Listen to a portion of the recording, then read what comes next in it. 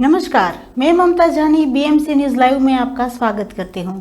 आज के हिंदी समाचारों के प्रायोजक है अल हिलाल हॉस्पिटल एंड मेडिकल सेंटर। समाचार विस्तार से।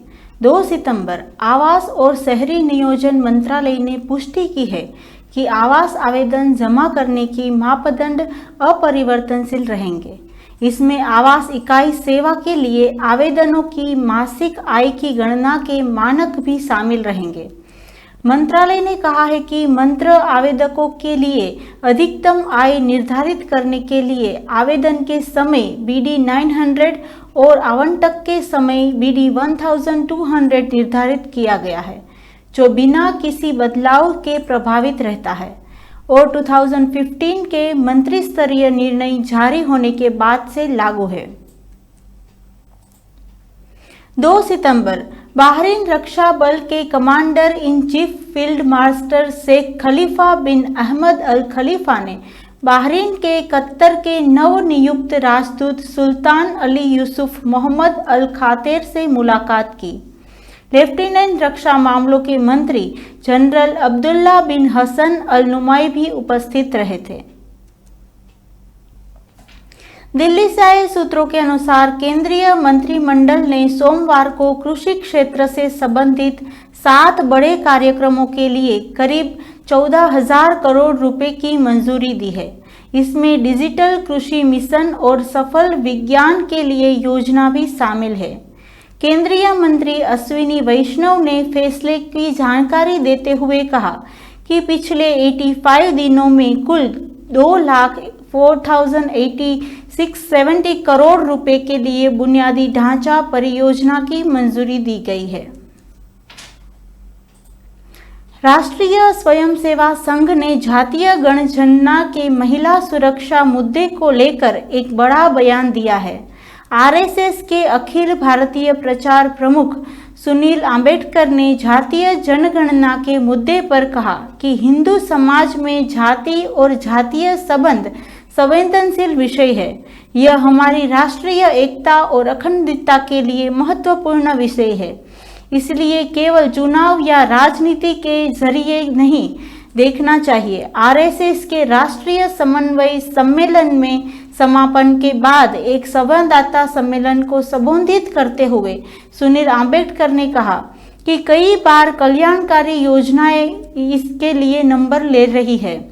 सरकार को नंबर चाहिए होते हैं, पहले भी लिए थे, लेकिन यह केवल उन जातियों के कल्याण के लिए होना चाहिए। यह चुनाव में राजनीतिक हथियार के तौर पर इस्तेमाल नहीं होना चाहिए। आगे बढ़ने से पहले हम लेते हैं छोटा सा ब्रेक और मिलते हैं कुछ खास खबरों के साथ।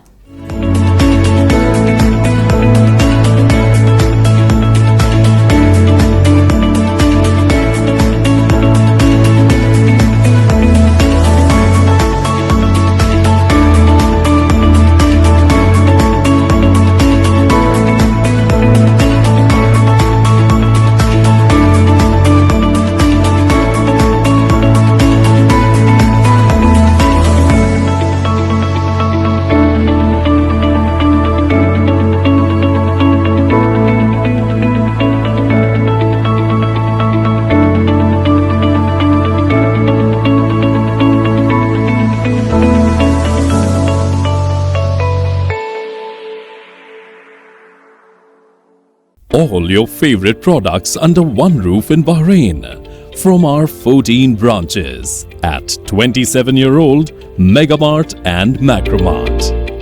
Bakery,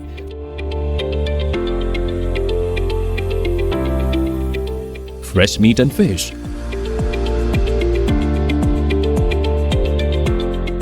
fruits and vegetables,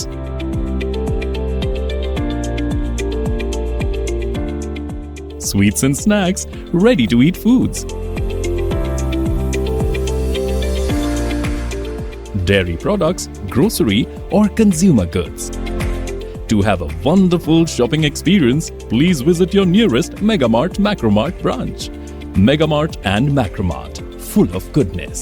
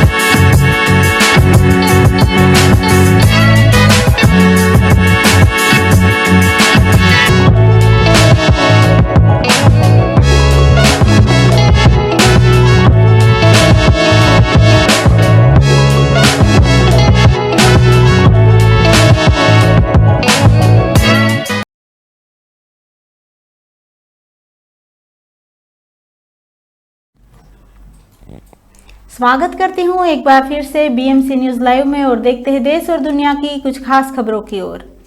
Uttar Pradesh में अगले कुछ महीनों में 10 विधानसभा सीटों पर उपचुनाव होने हैं। उसमें अंबेडकर नगर की कैटेगरी सीट भी शामिल है। सपा के लालजी वर्मा के अंबेडकर नगर से लोकसभा चुनाव जीतने के बाद ये सीट खाली हुई है। ये सीट समाजवादी पार्टी के लिए प्रतिष्ठा की सीट है। वहीं बीजेपी के लिए यह दिक्कत है कि यह बीजेपी अपना प्रत्याशी कटेहरी से उतरना चाहते हैं, लेकिन उनकी सहयोगी निषाद पार्टी यहां से अपना दावा खेल रही है।